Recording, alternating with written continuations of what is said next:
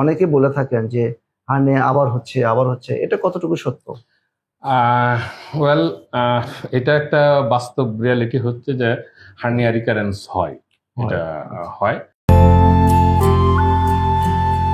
প্রিয় দর্শক, আসসালামু আলাইকুম।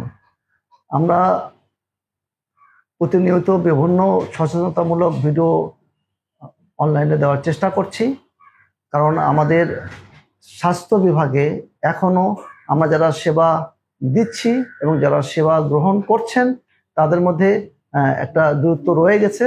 আমরা অনেক সময় হয়তো আপনাদেরকে ভালোভাবে বুঝাতে পারছি না, বা আমাদের সেবার অনেক কমতি আপনারা ফিল করছেন। একইভাবে আমরা সেবা দিতে গিয়ে যারা সেবা নিচ্ছেন তাদেরকেও আমরা অনেক সময় বুঝাতে সক্ষম হচ্ছি না যে কি অসুখের আসলে সঠিক চিকিৎসা কি হওয়া উচিত, এবং সেটা নিতে গিয়ে অনেকেই বিভিন্ন রকমের দ্বিধা ভুগছেন। আজকে আমরা খুবই ছোট্ট একটা বিষয় নিয়ে আলাপ করব, সেটা হচ্ছে যে আমবিলিকাল হার্নিয়া, যেটা খুবই কমন একটা প্রবলেম। এটা ছেলে মেয়ে উভয়ই হতে পারে। সেক্ষেত্রে এই আমবিলিকাল হার্নিয়া আসলে কেন হয়, এটা হলে তার আসল চিকিৎসা কি, বর্তমান মডার্ন কি চিকিৎসা চলছে সারা পৃথিবীতে, বাংলাদেশে কি চলছে, এবং যদি চিকিৎসা না করি তাহলে তার জটিলতা কি, আবার চিকিৎসা করার পরে এটা আবার হতে পারে কিনা, যেটা নিয়ে অনেকের মধ্যে দ্বিধা আছে, ইত্যাদি বিষয় নিয়ে আজকে আমরা কথা বলবো। আজকে আমাদের সম্মানিত সার্জন ডক্টর মাসুদুর রহমান, যিনি স্যার সলিমুল্লাহ মেডিকেল কলেজে সহকারী অধ্যক্ষ হিসেবে বর্তমান কর্মরত আছেন। আমরা জানতে চাই ডক্টর মাসুদের কাছ থেকে যে আমরা যে পেশেন্টটা অপারেশন করলাম আমবিলিকাল হার্নিয়া, এই পেশেন্ট নিয়েই মূলত কথা বলতে চাই যে এই পেশেন্টের আমবিলিকাল হার্নিয়াটা আসলে কি এবং কেন হয়েছে। Thank you doctor Alim.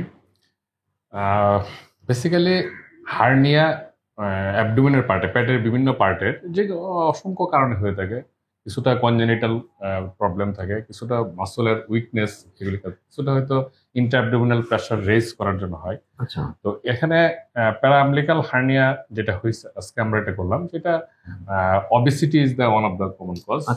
Obesity, female patient and হয়তো raised intraabdominal pressure, this why patient develop paraumbilical hernia. This is like paraumbilical hernia. আচ্ছা, তো এটা আসলে প্রপার চিকিৎসাটা কি ছিল? Thank you. যে কোনো হার্নিয়ারই প্রপার চিকিৎসা always surgery. Surgery is the only চিকিৎসা for any type of hernia. এটা ইনগুইনাল বলেন অথবা ফেমোরাল, ইনসিশনাল, আমবিলিকাল বা প্যারাআমবিলিকাল। তো এক্ষেত্রে সার্জারিটাই তবে সার্জারির অনেক ধরনের ভেরিয়েশন আছে, যেমন এটা ওপেন সার্জারি টেকনিক বা ল্যাপারোস্কোপিক সার্জিক্যাল টেকনিক। এখন অনেক ধরনের মডার্ন ট্রিটমেন্টও আসছে যেটা আমরা করি, যেমন ল্যাপারোস্কোপিক হার্নিয়া রিপেয়ার, এটা আমরা আইপম প্লাস বা এগুলি করা যেতে পারে। এটা সবচেয়ে লেটেস্ট। আচ্ছা, এই পেশেন্টের কি ল্যাপারোস্কোপি করা হয়নি, ওপেন করা হয়েছে? ওপেন করা হয়েছে। এটা রিজনটা কি? এটা কেন ল্যাপারোস্কোপি করলাম? বেসিক্যালি ল্যাপারোস্কোপিটা একটু কস্টলি। আপনার ম্যাশ একটা কস্ট থাকে, প্লাস অনেক কষ্টের ব্যাপার, প্লাস নতুন একটা ট্রিটমেন্ট অপশন, রোগীরাও এই সম্পর্কে যথেষ্ট সচেতন না। আচ্ছা, মানে এটা একটা ব্যাপার থাকে যে এই পেশেন্টই চাচ্ছে না ল্যাপারোস্কোপিক্যালি করার জন্য, বা এটার খরচটা সে বেয়ার করতে পারতেছে না, কিন্তু ল্যাপারোস্কোপিক্যালি করা যেতে পারে যদি আমরা রোগীদেরকে বুঝাইতে সক্ষম হই। এটা মানে লেটেস্ট ট্রিটমেন্টটা এরকম হয়, কস্ট একটু বেশি হইলেও এটা অনেক ইফেক্টিভ, আর্লি রিকভারি এভরিথিং মিলে, তো ল্যাপারোস্কোপিক্যালি করা যায়। আচ্ছা, এটা আমরা বলতে শুনেছি যে অনেকে বলে থাকেন যে হার্নিয়া আবার হচ্ছে, এটা কতটুকু সত্য? ওয়েল, এটা একটা বাস্তব রিয়ালিটি হচ্ছে যে হার্নিয়া রিকারেন্স হয়। এটা হয়, এটা ডিপেন্ডস করে যে আপনার পেশেন্টের জেনারেল কন্ডিশন বা সার্জিক্যাল টেকনিক, আপনি কি টেকনিকে জিনিসটা ক্লোজার করছেন, বা আন্ডারলাইং কজটা তার রয়ে যাচ্ছে কিনা, এই সমস্ত কারণে কিন্তু রিকারেন্স হয়।